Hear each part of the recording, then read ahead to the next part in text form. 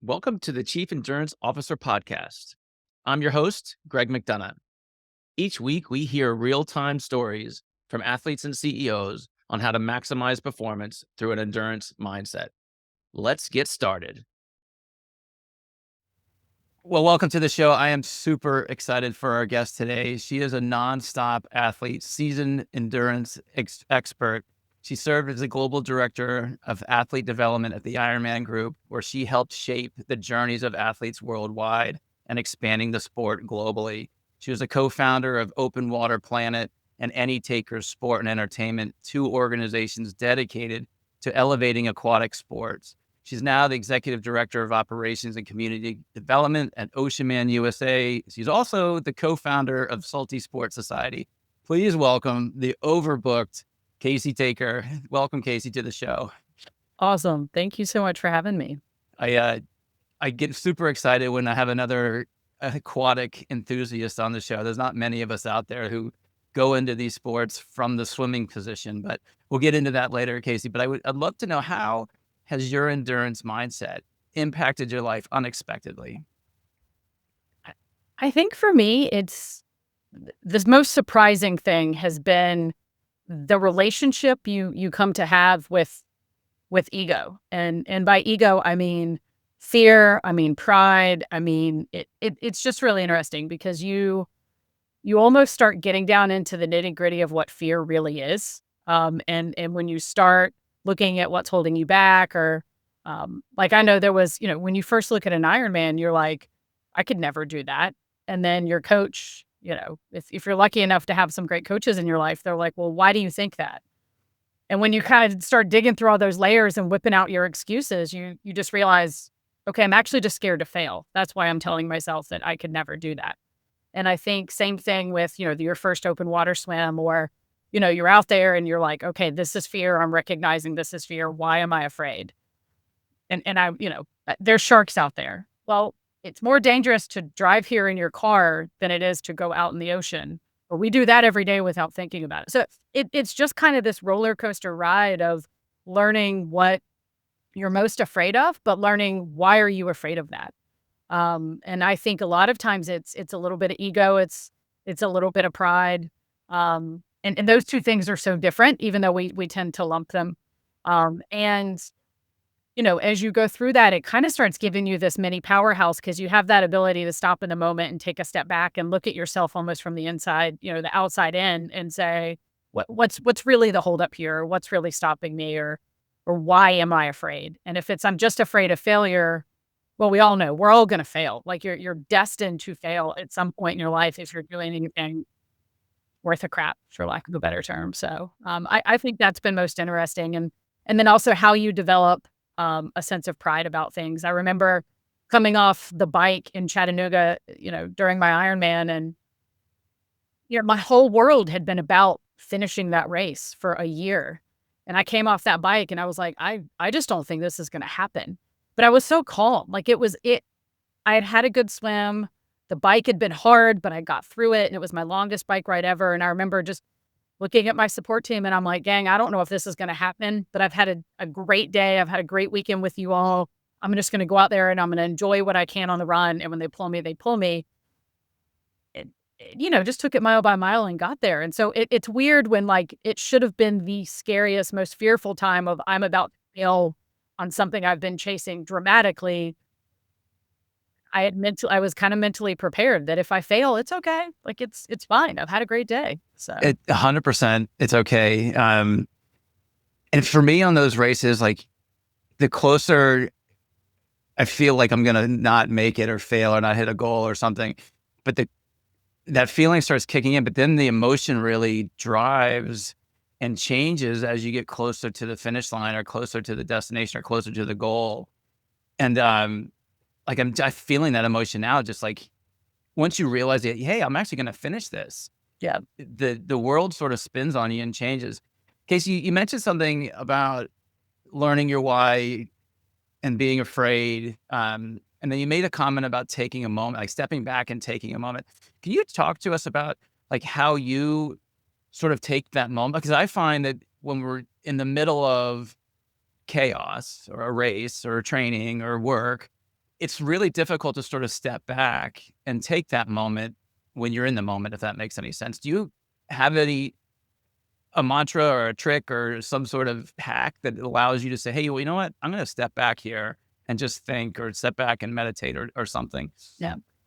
Honestly, I think it's just asking yourself, do I need to step back for a second? I think whether it's, something at work, something at home, something in your training, something going on in your day, being able to recognize I am at a heightened state of emotion.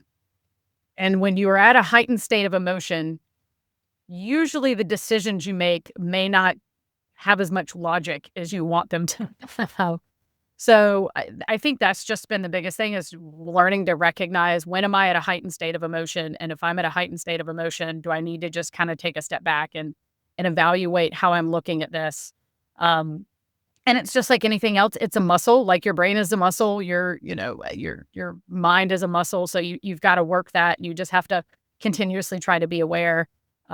Sometimes I've taken a step back and I come back and I'm like, no, I am absolutely terrified, or I am absolutely mad, but other times it's certainly just been a great breath. So I wish I had a more like systematic way of doing it, but I think just recognizing you may, just being enough aware that you may need to do it, and then finding your own system for how you want to help, kind of set through those emotions with yourself. Absolutely. And I find, right, trying different things at different times, right? You read a book, you hear a podcast, you listen to a speech, you have a conversation, and you kind of come up with an idea of like, hey, how am I going to reflect this into my own self-awareness?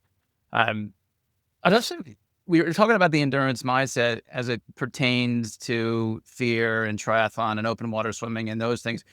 I'd love to talk to you about how it also applies to career and job and family, and like, how have you seen that show up in your life?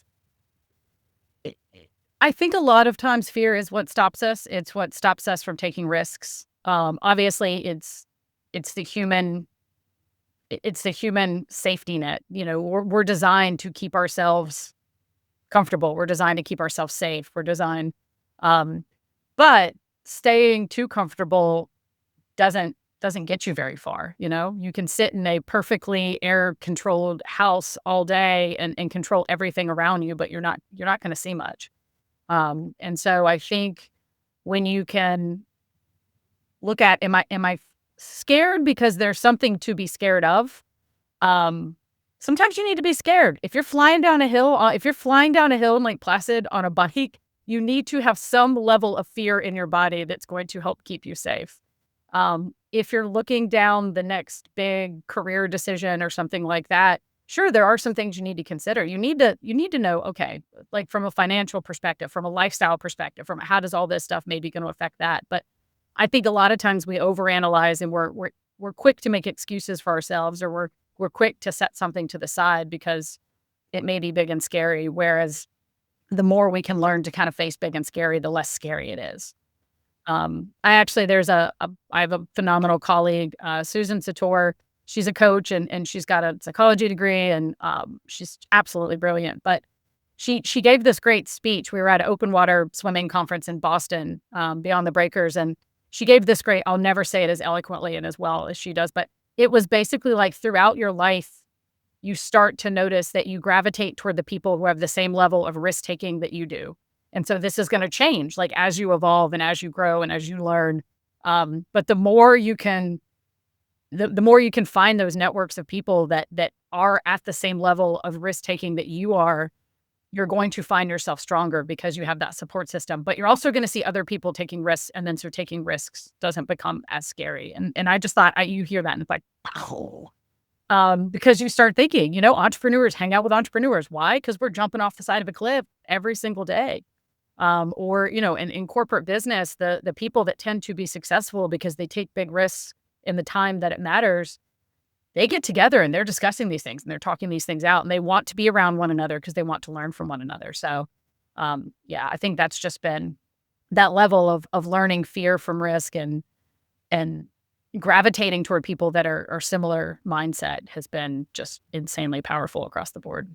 It's really helpful. And you're right? We we tend to gravitate towards, and if we're not gravitating towards those that are similar in our risk taking or our habits or you name it, we should be a lot more aware of, hey, the people around me aren't doing the things that I'm doing, right? And maybe this isn't the right set of folks to get me to my next goal.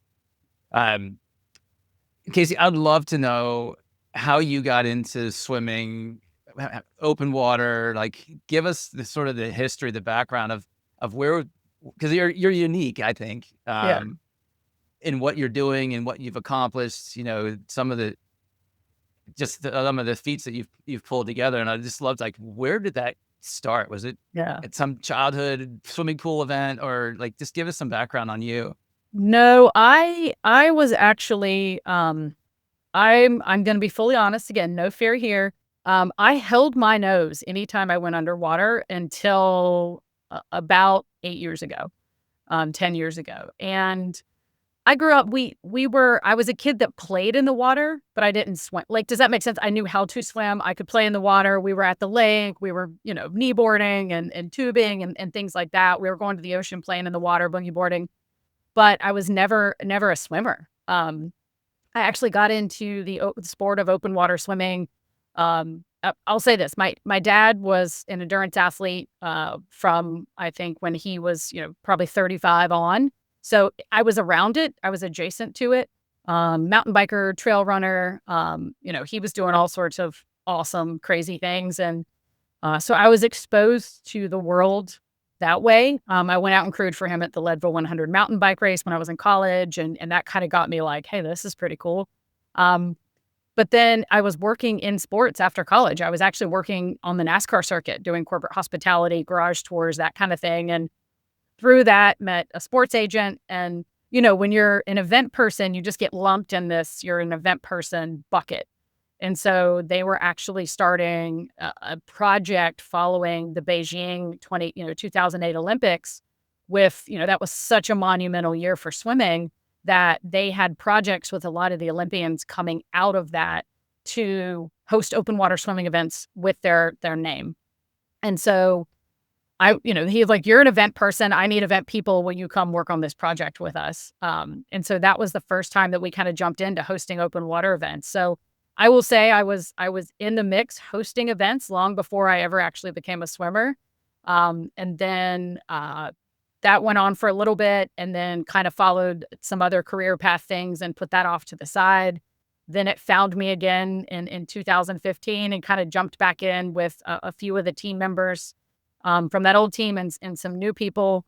And from there, we were working on a larger swim series. And we did some events in Florida and in Texas. And and then an opportunity came up with Ironman. And so, I will say I am the most hodgepodge. I didn't come from swimming. I didn't come from, and you can tell it because you look at my swim stroke and, that girl did not swim at the school or college. But I think it's great. Like, it's great to be an adult that learns to do something like that. It's humbling. It's thrilling. So it's been quite the adventure. And I think being willing to jump in on the athlete side, when I went to work for Ironman, I was like, my whole job was convincing people this was a great idea, teaching people that this could change your life and helping people navigate this space. And I was like, I feel kind of silly if I haven't done it myself. So I just kind of jumped in there to triathlon and started working my way up the distances. One of the things that I love about hosting this show is getting the chance to talk to people who are behind the scenes for the events that our audience gets to participate in. And where my mind was going when you were talking was, like, how, as an event person, event planner, event organizer, how is organizing an open water swim sort of different than a triathlon? Obviously the sport's different, but I suspect there's some nuances that us as an audience member or a participant don't really appreciate that we should. Yeah. I think with that, and you deal with this some in triathlon because obviously you've got that swimming component. It's a different mindset. Most open water swimmers, it's a little bit more of a minimalist style sport in terms of people are out there to enjoy the ocean. People are out there to challenge themselves, but people have this love of the water and have this love of the water for how it makes them feel. And so when we're looking at crafting an event, what we want to make sure we're doing is not only building this competitive space and building this atmosphere of you're about to do something epic and big and, you're a rock star, but also how can we make sure that people not only feel comfortable in the water, but learn to enjoy this along the way. So it's really working on what I think has really been so special with some of the projects we're working on now is we've created this awesome ecosystem for open water swimming where with our Salty Sports Society Florida series, we've got this grassroots, kind of Florida-based series. It's a little more like localized and gives people a chance to dip their toe in and try something new in a little bit more relaxed environment. Then we've got, OCEANMAN USA coming on the scene, and we're working with them, and we're creating this national series that's going to be that world-class style event where you can go and you can have that weekend where you're like, I'm going to go do something epic, and it's going to feel epic, and it's going to be big and loud, and it's just going to encompass me the entire weekend. And then we also have, we're working on a lot of that lifestyle training piece of how do we teach people to, we're working with Swim Right Academy on how do we create a system where people can come in, they can, if they know how to swim already, they can improve their form and improve their stroke. And then from there, we can work on getting faster. And then from there, it's also more of that, how do we let you enjoy this so much that you want to do this to stay healthy? It becomes just like going outside and going for a run. It just becomes part of your everyday or your every week routine. And there's such a big opportunity with swimming because it's not quite as hard on your body as a lot of other sports because it doesn't take the equipment that other sports, it's not as high of a barrier to entry, but there's also that connectivity to the water that really makes it unique. And I tell everybody, it's one of the few sports, you can't take your phone in the water with you. Like one of the few sports where you really have the excuse of completely disconnecting from technology and really taking some time to yourself, which I think really makes it special.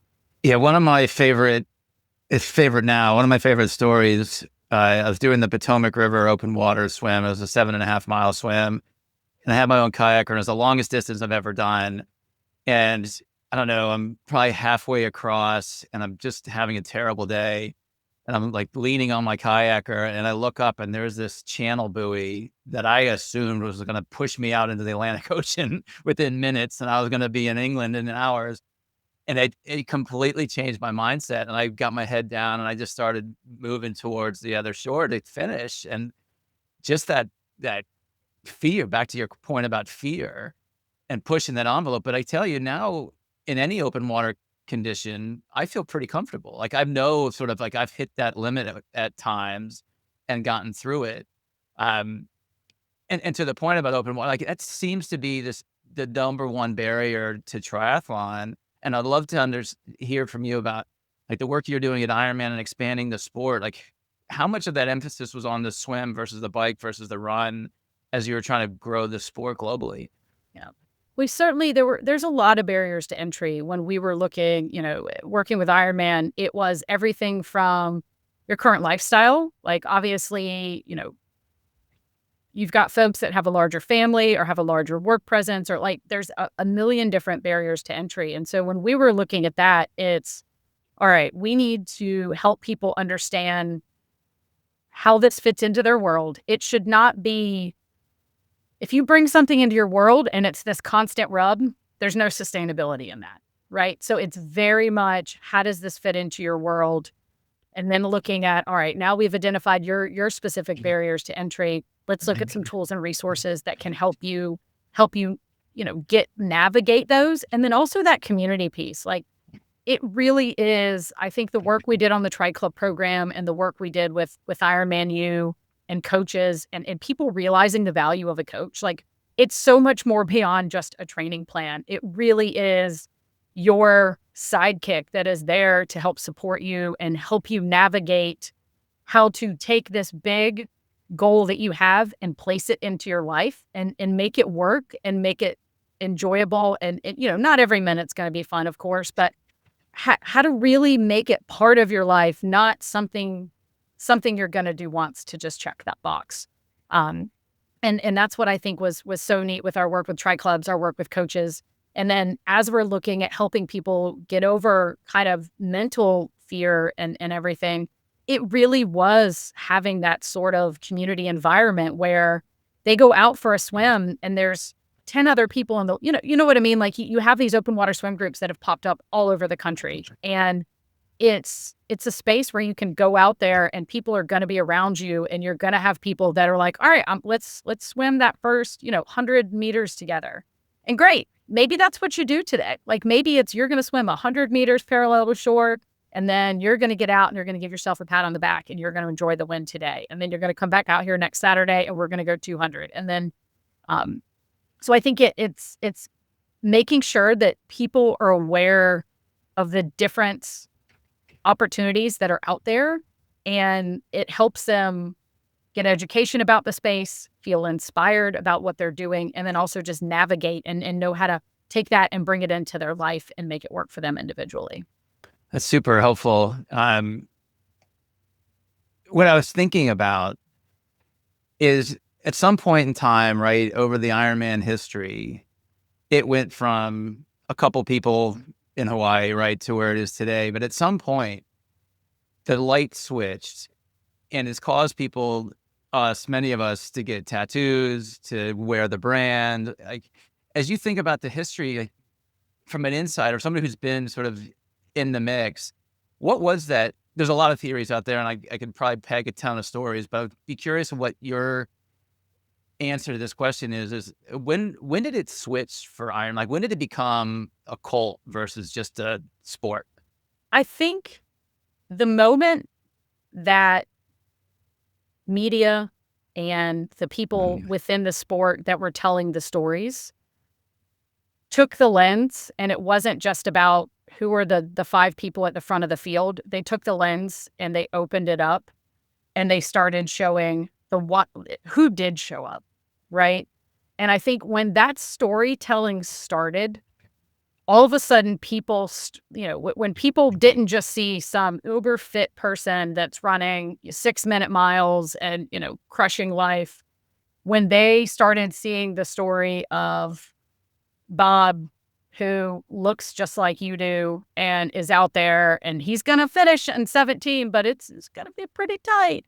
So I really do think that the moment that the stories got bigger, pros are super important to the sport, and it definitely adds it helps us add a certain element, and it gives people, someone to root for. And there's nothing like being out on course with those pros when they're zooming by you and you just feel like, oh my gosh, I'm out here with them. But I really do think it's when that lens expanded and the storytelling started and people were learning about just the average everyday people that were out there giving it a go. And then I also think you have a lot of these, obviously Julie Moss, like you have a lot of people that failed publicly, and we're willing to talk about it, and we're willing to, get out there and say, yeah, I gave absolutely everything I had, and I had to crawl across that finish line, or I didn't finish today, but I'll tell you what, I'll be here next year. And then, again, one of my favorite stories of all time, and I told this to the year we had the first all-women's year in Kona. We had so many women that were there and super nervous and everything because they were taking on something big. And I said, look, this is what I want you to think about. This is a Bob Babbitt story that was on one of his podcasts, and it's absolutely great. But Lynn Lemire came out here, the first female. She was on a fixie bike. She had one gear. She had a basket on the front with a boombox and a towel in it in case she needed to stop and take a break at the beach.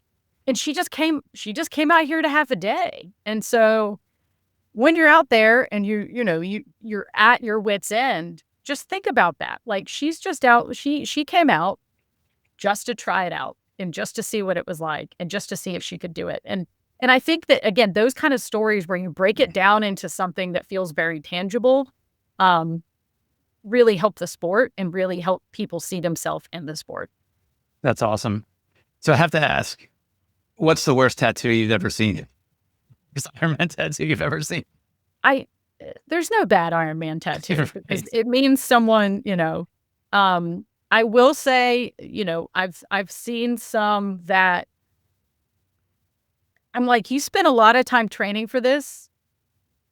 I wish you'd spend a little more money on the tattoo. Like, Got it. it was just like this might have been done in a garage. Yeah. Um, well, I would. Well, let's take it the other way. How about the best? I love tattoos that tell a story. I've seen, Mm. I love it when people pull in. There's some element in there that tells a story about their day. Whether I've seen, tattoos where there were a lot of jellyfish on course that day, and there's a jellyfish wrapped around the Ironman, or I've seen where it's a little steeper than usual because it was a hilly course. Or I just love tattoos that tell a story because I feel like when someone says "Holy crap!" like it just gives you a sense of what that person went through that day. It's not just saying I did an Ironman. It's like, oh my gosh, I survived this, and I just think that what a personal reminder to not only know you survived an Ironman, but there was something super specific that stuck with you that you survived that is obviously going to help you survive more in the future. That's fantastic. Casey, you mentioned earlier your work with OCEANMAN, and that's a new series, new concept. I'd love to give the audience a little bit more flavor on what that event is, what that series is. Can you Yeah. give us a little bit more color on that? Yeah. So OCEANMAN is the largest international open water swim series in the world. They are spread all across the globe. Races I believe they've had races in over 35 countries at this point. Global network of swimmers. And we are so excited. There has never been a race on U.S. soil. And so there is a group that has basically come in, and they are set to launch OCEANMAN USA. We're kicking off with Miami in November. And this first race will be the first race on U.S. soil, but it's going to kick off a series that's going to continue to grow across the country. And just think high-level pageantry, world-class event that wraps around the open water swimming community. So offering distances from 2K, 5K, 10K, Ocean Kids, which is going to be a 500 meter. And then we've even got a relay event that's going to be a 3x500. So really great opportunity for folks that either want to get in multiple races. Maybe they're doing the 10K on Sunday, so they want to do, a relay to warm up, something fun with the family, or people just doing their first event. And they're not quite ready for something like the 2K, but they definitely want to dip a toe in and get some experience. So they can partner up with some friends and have a great weekend just doing a relay. So super excited about that. It's going to be a 2-day event. We're looking at some pretty dynamic destinations.